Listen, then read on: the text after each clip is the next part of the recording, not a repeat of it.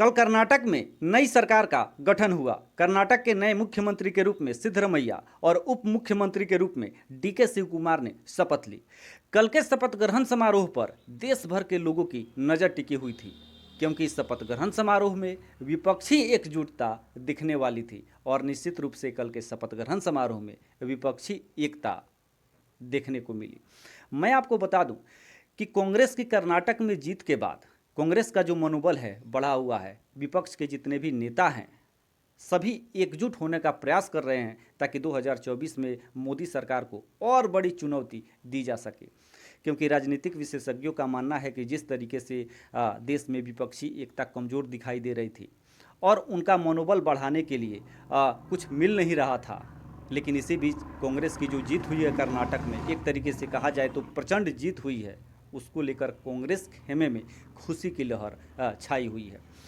कल के शपथ ग्रहण समारोह की जो सबसे खास बात रही वह यह रही कि कल के शपथ ग्रहण समारोह में राहुल गांधी ने जिस तरीके से बीजेपी पर निशाना साधा, जिस तरीके से उन्होंने कर्नाटक के लोगों को संबोधित किया, उसको देखकर तो यही लग रहा था कि आने वाले समय में राहुल गांधी शायद यह देश के लोगों को बताना चाहते हैं, विपक्षी दलों को बताना चाहते हैं, साथ ही साथ सत्ताधारी दल को भी बताना चाहते हैं कि विपक्ष का नेता मात्र राहुल गांधी है और विपक्ष की जो सबसे बड़ी पार्टी है वह मात्र कांग्रेस है। तो कल के शपथ ग्रहण समारोह में राहुल गांधी ने कर्नाटक के लोगों को तहे दिल से धन्यवाद दिया कि कर्नाटक में जो कांग्रेस की जीत हुई है उनमें उनका बहुत बड़ा हाथ है और कांग्रेस की जीत ये नहीं है बल्कि यह गरीबों की जीत है, शोषितों की जीत है, वंचित लोगों की जीत है। राहुल गांधी ने कहा कि कर्नाटक में नफरत के बाजार के बीच लाखों मोहब्बत की दुकानें खोल दी गई हैं। भारत जोड़ो यात्रा के दौरान भी राहुल गांधी ने बार बार ये बातें कही कि देश में बीजेपी नफरत फैलाती है और इस नफरत भरे बाजार में, इस नफरत के माहौल में मैं मोहब्बत की दुकान खोलने के लिए आया हूँ। तो भारत जोड़ो यात्रा के दौरान जो भी बातें राहुल गांधी ने कही, ये बातें कल उन्होंने संबोधन के दौरान भी दोहराई। कल के शपथ ग्रहण समारोह में राहुल गांधी के संबोधन की जो खास बात रही वह यह रही कि राहुल गांधी ने संबोधन के दौरान कहा कि हम जो वादा करते हैं उसे पूरा जरूर करते हैं। बाकी राजनीतिक दल वादों को पूरा नहीं कर पाते हैं, लेकिन हमने यह ठान लिया है कि जो भी हम चुनाव के समय वादा करेंगे वे पूरा जरूर करेंगे। तो सरकार के गठन के बाद 2 घंटे के अंदर कैबिनेट की मीटिंग होगी और उस कैबिनेट की मीटिंग में जो भी वादे किए गए हैं कांग्रेस के द्वारा चुनाव से पहले, वे वादे कानून के रूप में बदल जाएंगे। तो कांग्रेस ने जो वादा किया था कर्नाटक में 5 वादा किया था और उन 5 वादों में जो सबसे पहला वादा था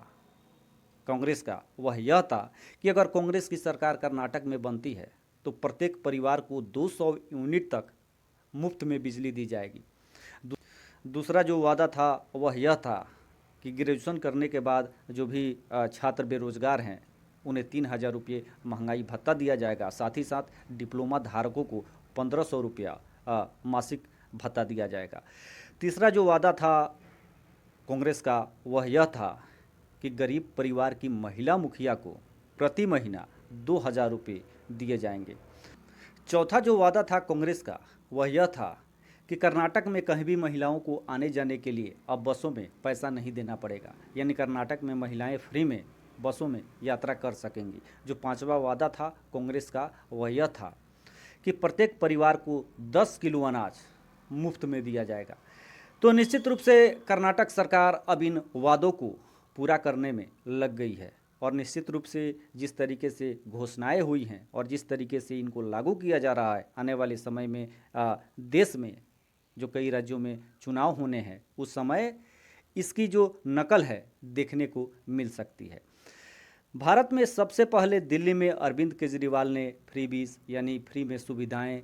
देने की घोषणा की और उसके कारण दिल्ली में प्रचंड बहुमत केजरीवाल को मिला। राजनीतिक विशेषज्ञों का मानना है कि कर्नाटक चुनाव में भी जिस तरीके से कांग्रेस ने अपने घोषणा पत्र में इन 5 वादों को रखा, निश्चित रूप से महिलाएं कांग्रेस की तरफ आकर्षित हुई और महिलाओं का वोट कांग्रेस को ही मिला। तो आने वाले समय में अन्य भी राज्य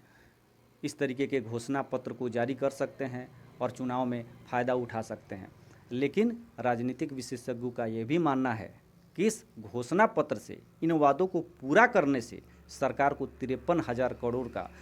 नुकसान होगा, यानी अतिरिक्त भार बढ़ेगा कर्नाटक की अर्थव्यवस्था पर। तो आने वाले समय में क्या कुछ होता है,